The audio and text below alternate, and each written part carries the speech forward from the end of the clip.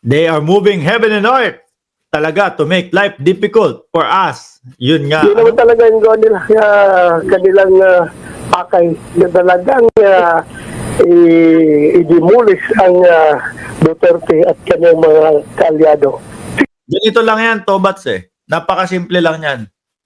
Yung Quadcom, naka-ano yun? Naka-televise.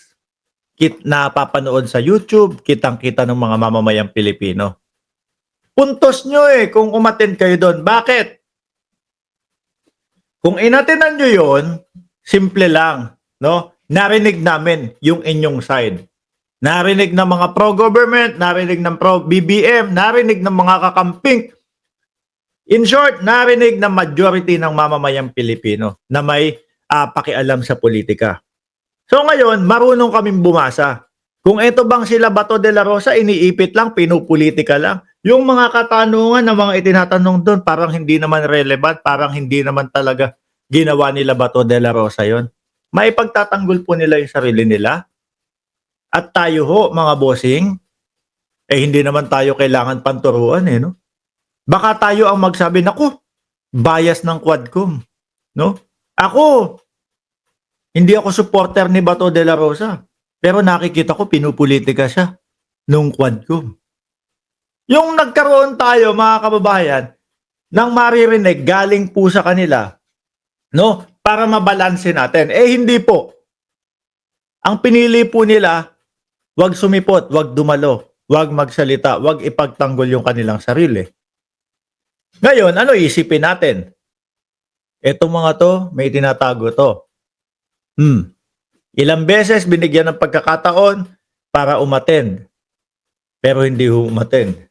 Ilang beses gustong pagsalitain, pero hindi ginawa. Tapos ngayon, pinupolitika lang sila. Di ba? Bilang, harapin natin yan pag i-file na ng DOJ yung kaso na yan. Narinig na namin yan. No? Harapin natin yan pag nag-file na.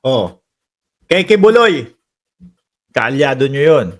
Sino pa yung mga nagsabi, ikaso nyo. Kasuhan nyo kami, ganito, ganyan. Pag kinasuhan na ho, mga kababayan, wala na eh. Bigla na lang ho mga nagtatago. Ano? Bigla na lang ho mga nawawala ho, mga bossing. Patawag sa Kongreso, sa Senado, isnab. Hindi yan yung tamang lugar para sa amin. Hindi yan yung tamang lugar para harapin namin. Kasuhan nyo kami, doon haharap kami. Humarap ba sila kay Buloy? Hindi naman, di ba? Ganun din yung ginagawang style nila Bato de la Rosa. Kasuhan nyo kami, pag may kaso na, magtatago na kami. Harapin natin yan. Sa tingin din ni De La Rosa, gusto daw gibain ng ilang kongresista ang kandidatura nila ni Senator Bongo sa Bilang Pilipino 2025. Diyos ko po. Tama ba yung mga narinig natin, mga bossing? Gusto daw pong gibain ng Quadcom yung kanilang kandidatura. Mismong sila na po, mga kababayan, ang gumiba doon sa kanilang kandidatura. Bakit? Doon pa lang po sa ano nila, Pidea Leak. Tinabangan na po ang sambayan ng Pilipino doon. Gastos ng bayan, no? Pahiring tayo. I-try natin, subukan natin na kumunik ito sa First Lady Lisa Marcos. Idamay natin si Kumar dahil kaibigan to ng First Lady. Nagtagumpay, hindi. Doon pa lang ho, mga kababayan. Giba na po. Wag na nating padamihin pa yung mga dahil madami po talaga. No, na sila po doon sa mga mautog-mautog nila. Doon din po di ba? Isa din po 'yon sa sanhi. Kaya po yung mga kandidatura nila pabagsak po, mga bossing. At yung pong pagsuporta nila, no, kay Kibuloy. Yung pag-hearing nila doon sa Davao, mga bossing, isang araw bago mahuli si Kibuloy, halata at ramdam ng taong bayan yon. Si Binoy, si Bongo, at si, ano pangalan nito? Si De La Rosa. Ramdam ng taong bayan yon kung bakit bigla sila nagpa-hearing doon. dahil malapit na makubkob si Kibuloy. In short, mga kababayan, lumingon si Kibuloy sa likod, bato, pader. Lumingon sa kaliwa, pader. Lumingon sa kanan, pader. Sa harap, pinto. Nasa likod ng pinto, si General Torre. Sabi ni Senator, no, Bato de la Rosa, to put it bluntly, forgive my words daw, no? Himod, wet packs daw po. Himod, wet packs yung iba dyan. Ayan, yung Quadcom na yan, himod, wet packs daw kay ulit niya, yung Quadcom na yan, himod, wet kay Presidente Duterte at kay Senator Bato, kina Senator Bongo. Ano yun?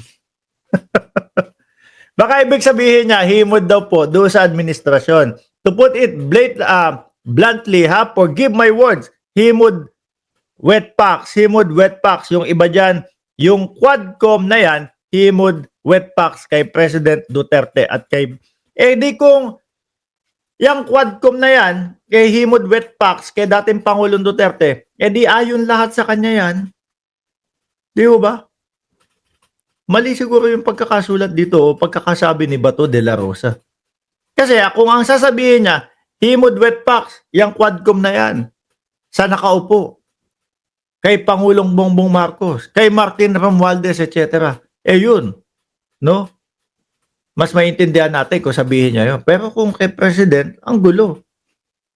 Mas sabi ni Pinoy, mas mukhang siya yung himod, wet packs ni Bato. Sabi ni Ralph Laur, ang gulo ng statement. Di ba mo ba?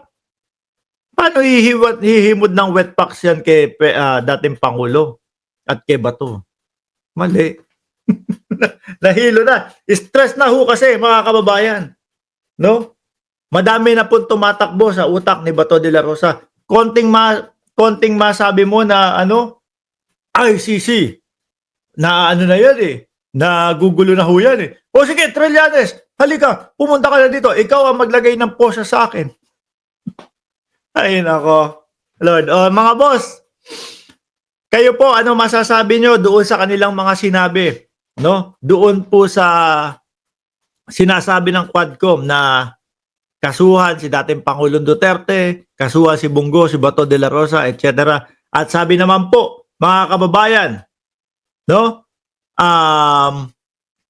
Sabi naman po ng ating Pangulo, ipauubaya na sa Department of Justice yung pagkakaso kay dating Pangulong Duterte, kay Bongo at kay Bato de la Rosa at iba pa pong mga kasama, sila Albayalde, sila Sinas. Ano po masasabi nyo dyan? Mga boss, Chief Amo, sir, ganap pong alauna na madaling araw na din dito. No? Ako'y magpapaalam na sa inyo. 1,300 viewers. Maraming salamat sa pagpunta ninyo dito sa ating channel. Maraming salamat doon sa mga magsasubscribe pa lang at maraming salamat doon sa maglalike pa lang. Muli po, maraming salamat. Ulit, daming salamat. No? God bless po sa ating lahat.